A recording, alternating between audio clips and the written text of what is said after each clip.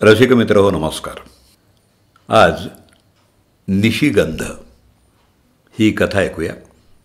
लेखक डॉक्टर संजय जहागीरदार. अभिवाचक आपला मित्र दत्ता सरदेशमुख. निशिगंध.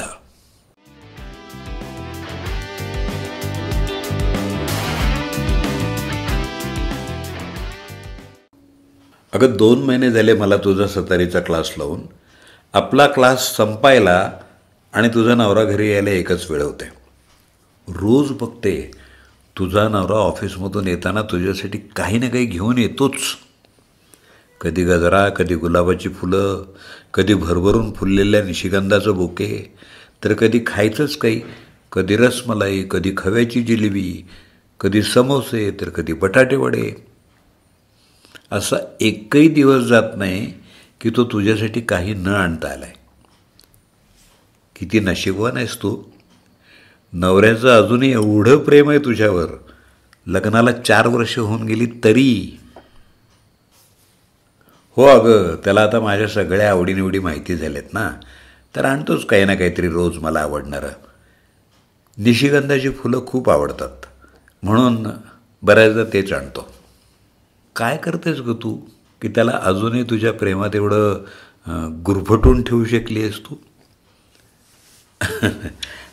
कसं असतं ना, हे बघ, आपण चुका करत असतो तेव्हा आपण चुकतोय याची जाणीवच नसते आपल्याला.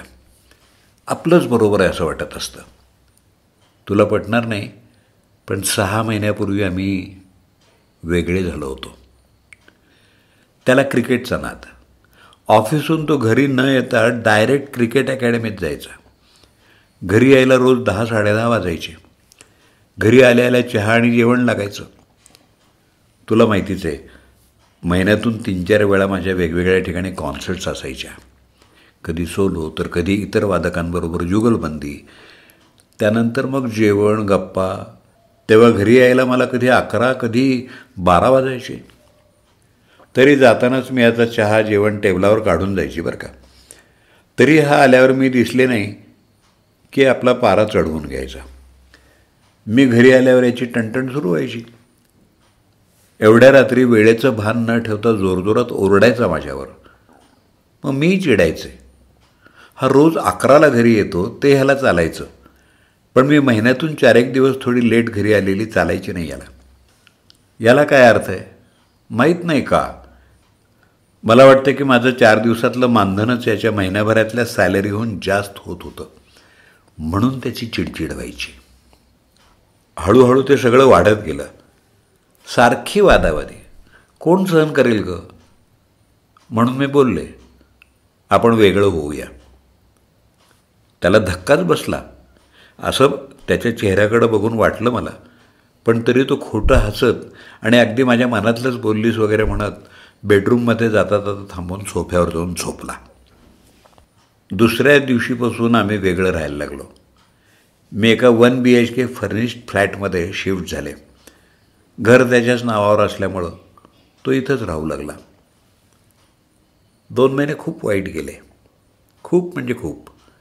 मला रोज 10दा तरी त्याची आठवण यायची. मी कॉन्सर्ट्सनंतर तिथं वेळ न घालवता लगेच घरी यायला हवं होतं असं मला वाटायला लागलं. तसं प्रेमळ होता का तो? मला खात्री आहे की त्याचं माझ्यावर खूप प्रेम आहे, तो दाखवत नसला तरी. पण आता तो तिकडं, मी इकडं. एक दिवस फोन हातातच असताना त्याचा कॉल आला. मी थोडी रिंग होऊ दिली आणि मग उचलला. तो काहीच बोलला नाही. मी पण काहीही न बोलता नुसता कानाला लावून बसले होते. 1 मिनिट वाट बघून मी बंद केला. दुसऱ्याच दिवशी संध्याकाळी एक माणूस नुसत्या निशिगंधाचं बुके देऊन गेला. मला अचानक त्याला खूप भेटावंसं वाटायला लागलं. माझे खूप प्रेम होतंच ग त्याच्यावर. मी कॉन्सर्ट्स करायचे बंद करते आणि आता घरी सतारीचे क्लासेस घेते असं त्याला मेसेज टाकला. त्याच्यावर त्याचा काही रिप्लाय आला नाही. 2 दिवस गेले असतील. सकाळी बेल वाजली म्हणून मी दुधाचं भांडं घेऊन गेले दार उघडायला. तर तो होता. थोडा वेळ कुणीच काही बोललो नाही. आम्ही दारातच उभे होतो. मी हळूच वर बघितलं त्याच्याकडं, तर डोळ्यात पाणी भरलं होतं त्याच्या. मला राहवलं नाही ग. मी त्याच्या गाळ्यातच पडले आणि त्यानेही मला घट्ट धरला. तू क्लासेसही घे आणि मिळतील त्या कॉन्सर्ट्सही घेत जा. मी इतका क्षुद्रमानाचा नाही ग. आई नेहमी म्हणायची मला, तू फार तापट आहेस, लहान सहान कारणाने एकदम भडकतोस, पण तितकाच प्रेमळही आहेस.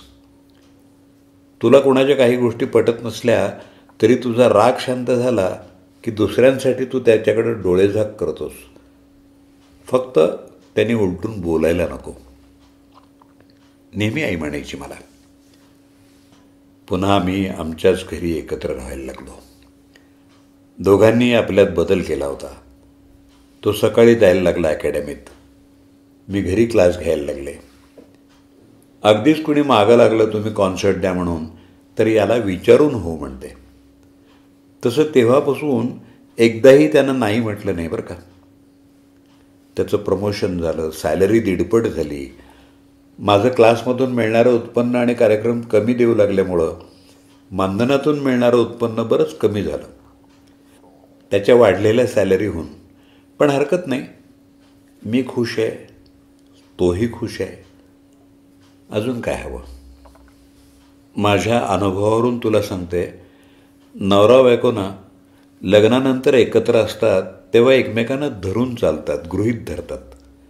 आपण एकच आहोत, आपण काहीही केलं तरी दुसऱ्यांना ऑब्जेक्शन घ्यायचं काहीच कारण नाही असं त्यांना वाटत असतं आणि ते चुकीचं असतं. जे काय करायचं आहे ते एकमेकांच्या संमतीनं केलं पाहिजे, नाहीतर मग पुढं असे वाद उद्भवू शकतात. कधीकधी वाद विकोपाला जाऊ शकतात. मग आपलं कोणावाचून काही अडत नाही असा खोटा आत्मविश्वास वाढायला लागतो आणि डिव्होर्स घेण्याइतपत निर्णय घेतले जातात आणि घेऊन होतातही वेगळे. आम्ही ती मजल मारली नाही, फक्त वेगळे झालो. काही काळ दूर राहिल्याशिवाय आपल्या चुका आपल्या लक्षात येत नाहीत. दूर राहणं त्यांच्यातल्या प्रेमाला पटलेलं नसतं म्हणून ते अस्वस्थ असतं. पुन्हा पहिल्यासारखं भेटायला ते तळमळत असतं. तेच त्यांच्यातला अहंकार काढून घेऊन त्यांना लागेल तो समझोता करायला तयार करतं आणि मग पुन्हा मनं जुळू लागतात. एकमेकांविषयी आदर वाढू लागतो आणि संसाराचा गाडा सुरळीतपणे योग्य मार्गानं पुढे जाऊ लागतो. कुणालाही वाटणार नाही ग की तुमच्यासारखी जोडी कधी एकमेकांपासून वेगळी झाली असेल म्हणून. आत्ताचं तुमचं एकमेकांवरचं प्रेम बघून कोणालाही वाटणार नाही.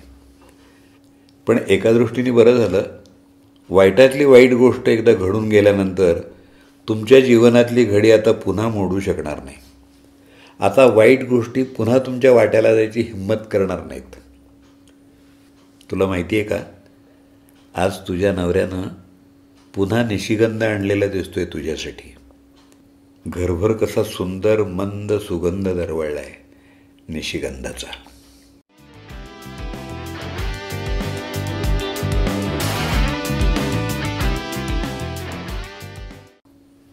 निशिगंध ही कथा आत्ताच आपण ऐकलीत. लेखक डॉक्टर संजय जहागीरदार. त्यांचा मोबाईल नंबर 9423868584. अभिवाचन दत्ता सरदेशमुख. 8329730186. निशिगंध. मित्रहो, ही कथा आपल्याला आवडली असेल तर आपल्या मित्रांना जरूर फॉरवर्ड करा.